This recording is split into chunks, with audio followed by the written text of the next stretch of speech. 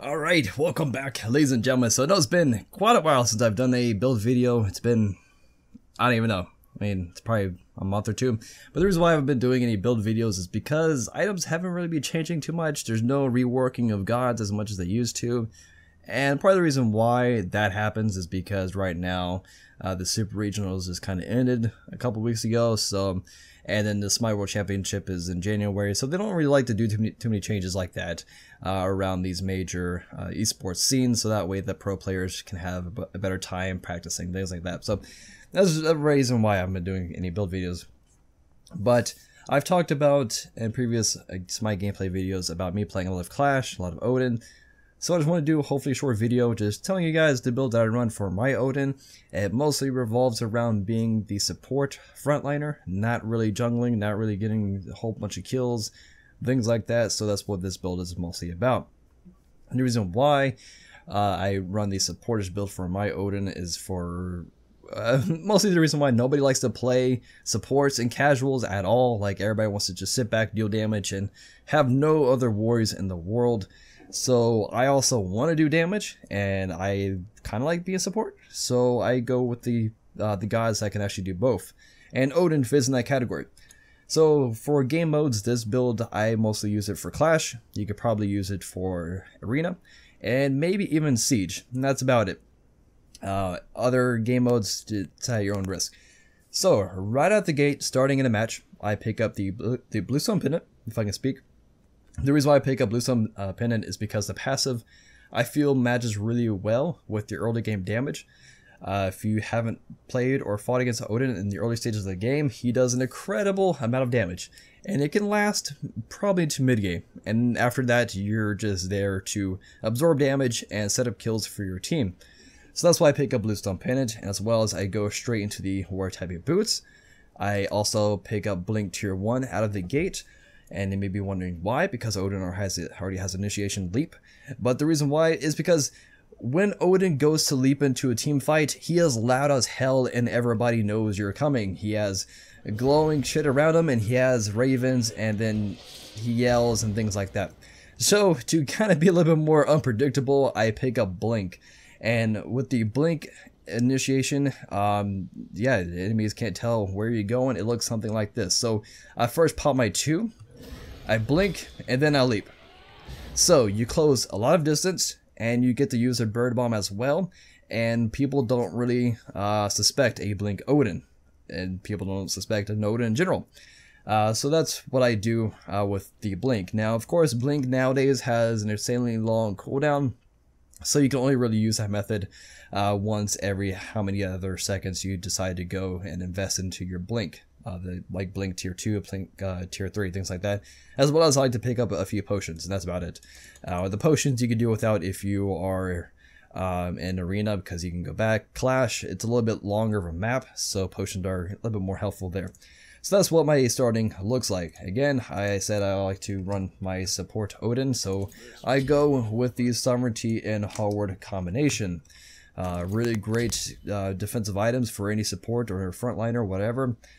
You get really good protection to both physical, magical, plenty of HP. The effects also apply to you and of course your allies. So if your allies are fighting with you in your circle, you are guaranteed that they're going to get the extra protections, and so that way they can stick with you in the front line and help just guarantee winning the team fights. After this point, I like to go into cooldown reduction personally myself. Now, some people might forget this, but the Ring of Spears actually only has a 60-second cooldown, and you can abuse that fact and make it even lower, like you would do it for Raw, and you can go into cooldown reduction items such as Yoan's Wrath. This helps you overall across the board. Yoan's Wrath is a really great item for any physical gods that rely on physical or their abilities for their damage, because mana, cooldown reduction, penetration, physical power, whatever. If you're not really too concerned about the cooldown reduction, but you still want to get a small spike in your damage, I would go towards Titan's Bane. Titan's Bane is great, specifically English, if you want to increase your damage as far as against enemy tanks, or they have a lot of tanks or tanky people, as well as the passive with the percentage penetration.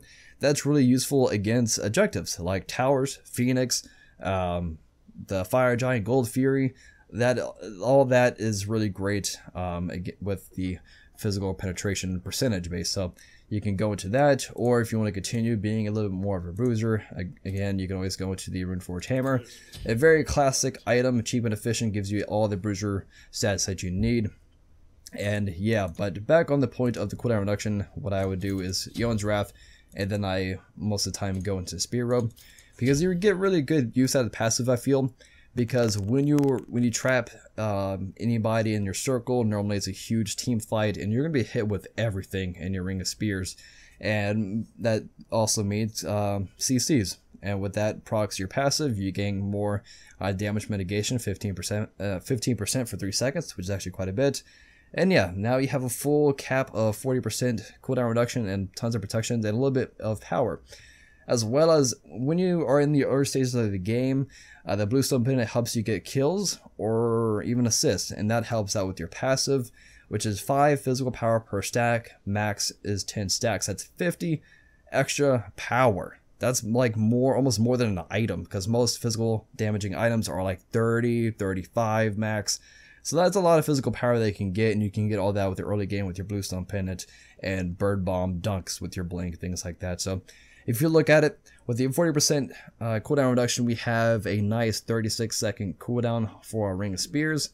So if any of your other teammates build full CDR, you can easily set up tons of kills multiple times. And also with Odin, reason why I feel like he's also good in this meta is because healers are kind of back in the meta, right? Because since the Weaken a Curse has been nerfed, it's no longer 100% healing reduction. It is like 60 or so.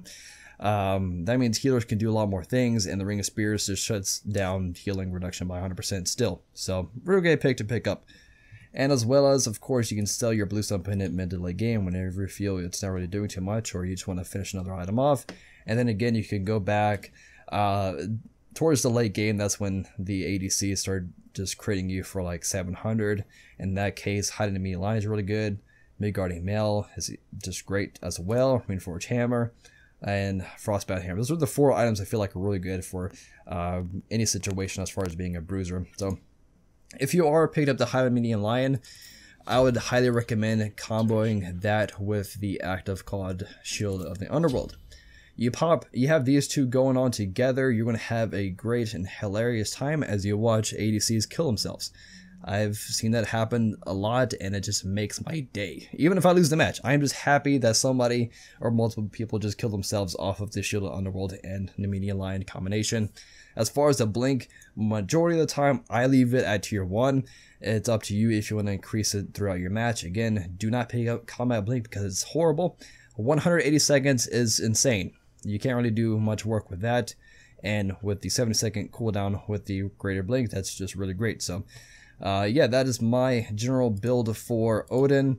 Now in the cases that you do have other supports or frontliners that pick up the Sovereignty and Hallward items, that means you don't want to double stack Ur items since you can't actually stack them, then that leads you to go into the Midgardian Mail instead of the Sovereignty in that item slot, or Runeforge, one of those, whatever is fine. And then as far as the magical defensive item, I would recommend going to something like Stone of Gaia. It gives you tons of magical protection for a really low cost. You're missing out some of the HP, but you have a really good passive, so that's kind of a thing. Pestilence, of course, great against anti-healers, or great against healers because it has the anti-healing. Runic Shield, don't forget about this item when you're going against mages that do a lot of basic attacking, because this slows their attack speed by 20%. So if you're fighting against Kronos, Freya, maybe Soul, things like that, pick up this bad boy and you're good to go. So that's going to wrap it up for the build video. Hopefully it wasn't too long. This is what I do for my supporters bruiser Odin nowadays. So yeah, thank you guys so much for watching, and I'll see you guys next time. Peace.